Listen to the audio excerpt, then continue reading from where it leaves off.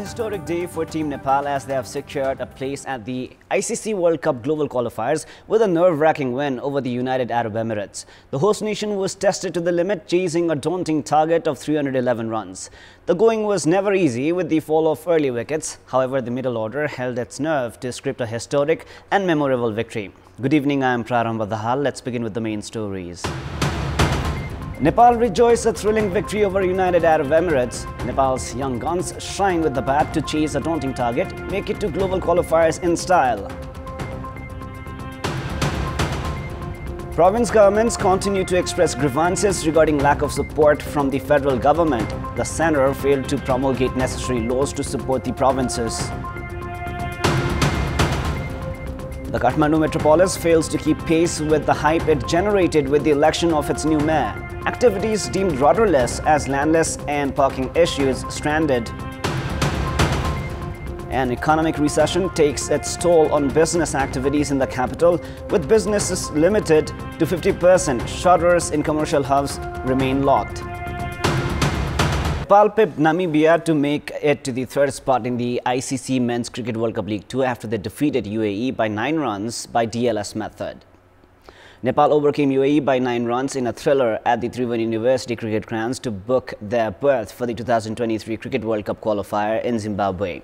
Earlier, Mohammad Wasim won the toss for UAE and elected to bat as the opener led his batting to the talking, silencing the heaving Tribhuvan University ground crowd with a range of boundaries. At the other end, Lalit Rajmansi turned the volume back up, making a mess of Aryan Lakra's stumps for just 6. Rita Aravind accompanied Wasim, though the latter was eventually undone by Sandeep Lamichhane.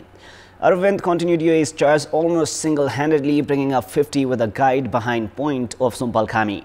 The youngster helped UAE to the 200 mark, setting the platform for a late blitz from his teammates.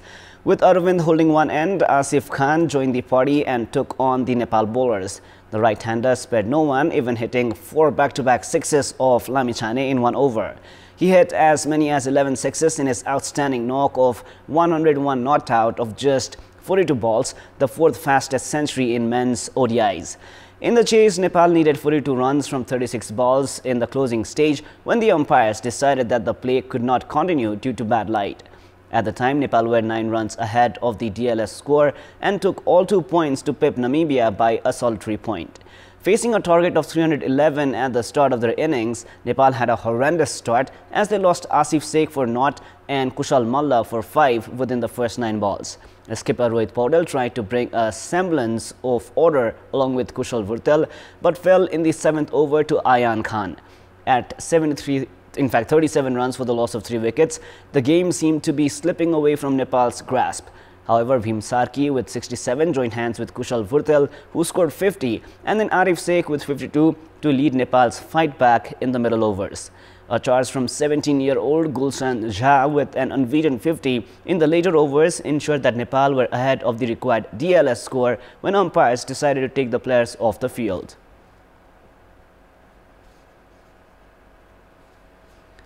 All preparations for the election of the 3rd Vice President of the country scheduled for tomorrow have been completed by the Election Commission.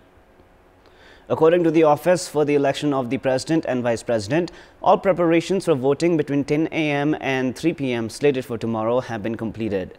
Management of ballot boxes and officials required for the election has been concluded.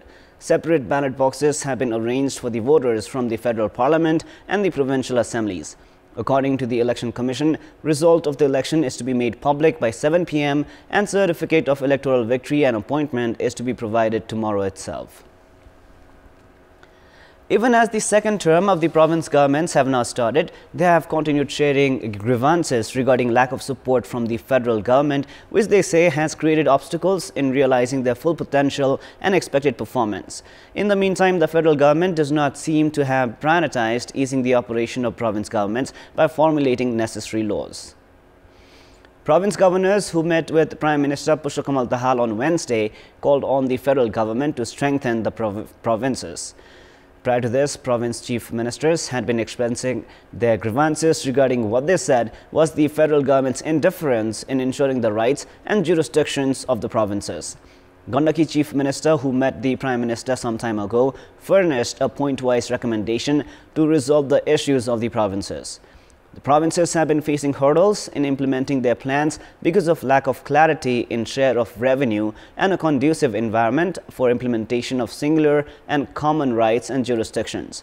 In addition to the province governments, provincial assemblies are also in a state of dilemma regarding their rights and jurisdiction, while they do not seem to have any clarity regarding the nature of works to be prioritized. However, federalism experts are of the opinion that the federal government should not face all the blames. They maintain that even as a few works have been halted because of the federal government, province governments themselves have not performed the tasks they should have carried out. Both province and federal governments have been shying away from their responsibilities by blaming each other, which has failed to ensure the sound operation of the provinces. Public representatives elected from May 2022 local elections who had assured of memorable works and transformations are currently in the semi-annual review of the implementation of the first budget. 8 months have passed since the implementation of the budget. Local residents of Kathmandu had expected solutions to decades-long problems they had been facing, including waste management, drinking water and parking facilities, among others, after Balan Shah was elected the mayor of Kathmandu metropolis. However, only 15% of the budget has been implemented in the 6 months since the Nepali month of Shravan. Balan Shah was successful in winning the mayoral election with ambitious assurances of waste management, administrative improvements, creation of employment opportunities, planned development and availability of arable land for agriculture, among others. 9 months have passed since Balan Shah's election as Kathmandu mayor. However, the planned bank of the metropolis does not have any long-term projects. Despite works related to education and health being carried out as thought of, notable progress has not been witnessed in other sectors. Budget has not been spent in sectors including tourism, forest, good governance, science and technology, and labor and employment, among others. This situation is an evidence to the fact that adequate source with the metropolis in absence of concrete plans leads to failure in achieving productive results. In our public voice segment, we have asked in several provinces regarding the role of independent student unions. Let us now take a look at what they had to say. Public voice. राजनीतिक दलका भातृ संगठन भन्दा माथि उठेर काम गर्ने खालको हुनुपर्छ। शैक्षिक गुणस्तरलाई अभिवृद्धि गर्ने रचनात्मक सिपमुखी जस्ता चाहिँ कार्यक्रमहरू गर्ने खालको हुनुपर्छ। विद्यार्थीहरूको हरेक समस्याहरूलाई समाधान गर्न सहयोगी हुनुपर्छ। प्रत्येक विद्यार्थी कक्षा कोठामा गएर आफ्नो समस्यालाई सुनेर उहाँहरूको चाहिँ समस्याको समाधान गर्ने खालको हुनुपर्छ। विद्यार्थीको हक हित तथा विद्यालयको शिक्षा सुधारको लागि काम गर्नु पर्यो। क्याम्पस प्रशासनलाई पारदर्शी र विद्यार्थी मैत्री बनाउन महत्त्वपूर्ण भूमिका सोबेउले खेल्नु पर्दछ। राजनीतिकरण नगरी विद्यार्थी र शिक्षाको हक हितको लागि काम गर्नुपर्छ। सबै विद्यार्थीलाई एउटा नेतृत्व गरेर लैजान सक्ने खालको हुनुपर्छ। It is now time for a short break, but for more news, do stay with us. Market activities have reduced in recent time. Commercial malls and shopping complexes of the Kathmandu Valley have gone quiet, while many shops, even in business hubs, have remained locked. Most commercial malls of the Kathmandu Valley that used to be busy now seem barren these days. With business limited to 50%, interest rates of banks have increased twofolds. Failing to pay high rent, many have vacated their outlets. Around 20 to 30% shutters of shopping malls are now closed. Business persons have said that they are finding it difficult to sustain their business because of increase in interest rates and reduction in sales. Transaction of the real estate sector is at a standstill because of the strict measures of the Nepal Rashtra Bank. The government failure in ensuring adequate capital expenditure has also slowed down development and construction works, which has affected the economy, with small to large businesses facing the brunt. The spending capacity of consumers has also decreased as the economy is currently dormant. Goods purchased with loans taken at higher interest rates are also not finding market, while the cost of imports has increased with the rise in the value of US dollars. It is now time for our segment Public Pulse, where you text us with your opinion. Public Pulse. Before we ask today's question, let us take a look at the result from yesterday's poll. Yesterday we asked what should be done to protect consumers from being swindled. 46% were for A, consumers should be self-aware, 31% were for B, effective monitoring, and 23% were for C, strict laws. And here is our today's question. What should be done to lift the morale of businesses reeling under economic recession? Your options are A. Tax waiver, B. Loan support, and C. Monetary rents. The voting is on. Type NEWS, select your option A, B or C and send it to 34001 to share your opinion with us. Time now for the international news. European markets opened higher on Thursday after troubled bank Credit Suisse secured a $54 billion funding deal. Stock markets across the UK, France and Germany rebounded while Credit Suisse's share price surged by 40%. Overnight, Credit Suisse said it would borrow up to $54 billion from Switzerland's central bank to shore up its finances. Fears that Credit Suisse's issues could cause a wider banking crisis had sent stock markets tumbling on Wednesday. The main stock market indexes in London, Frankfurt and Paris opened as much as 1.7% higher. Credit Suisse had sought help from Swiss National Bank after revealing it had found material weakness in its financial reporting.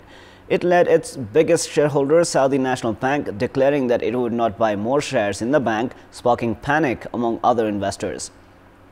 Switzerland's central bank said Credit Suisse had the money it needed, but stressed it was ready to step in and help if required. We have more news coming up, but right now it is time for yet another short break. Welcome back. It is now time for the sports news. Sports news. Sadhobato Youth Club have climbed atop the Martyrs Memorial A Division League standings with a 2-1 win over Kumaltar Football Club. In the match played at the Chasel Stadium in Lalitpur, Sadhobato edged past Kumaltar in an exciting match. Saradora Matmuratov put Sadhobato ahead in the 13th minute, while Deepak Raj Singh Thakuri doubled their lead 12 minutes later. It was Deepak's fourth goal of the season. Rajiv Lepchan reduced the deficit for Kumaltar in the 63rd minute. However, no more goals were scored in the remainder of the match, which saw Sadhobato secure a 2-1 win. In another Martyrs Memorial A Division League match played today, Himalayan Sherpa and Sankatap played a goalless draw. Up next is the weather update.